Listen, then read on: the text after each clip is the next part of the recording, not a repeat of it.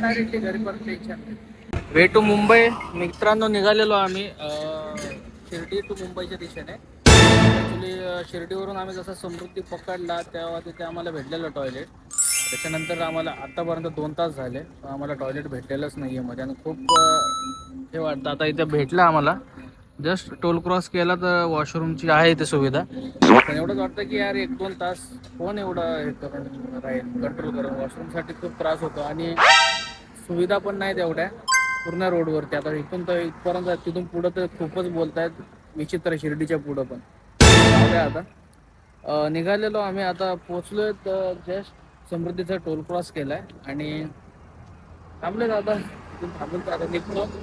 जसे मुंबईमध्ये एंट्री करतो ना पक्का ट्रॅफिक लागणार असं मला मनातून वाटायला पाहिजे. पोहोचलेलो समृद्धी सोडली आणि जस्ट कल्याणला एंट्री केली. जुना नाशिक हायवे जो आहे तो अशी एंट्री केली ना तसं आमचं केलं ट्रॅफिकने स्वागत. मोठमोठे कंटेनर यांचं टेन्शन येतं. ऍक्च्युली आम्हाला घाई झाली. आमच्या पप्पांना जायचं कामाला सांगितलं असे बोलते पण त्यांनी दुपारपासून सांगितलंय. आम्हाला काय घाई नाही. आम्ही जाऊन ताणून होत. हा एक कल्याणचा सीएनजी भरणार बसलेला. जाताना पण इथंच आपण सीएनजी भरलेला. हा फक्त सीएनजीचाच आहे पंप. बघू शकता तुम्ही महानगर गॅसचा.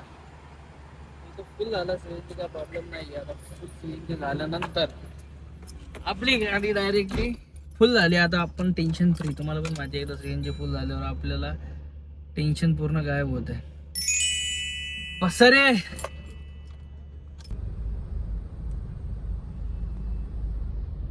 कांचूर मार्ग ना. किती झोप आली बाबा.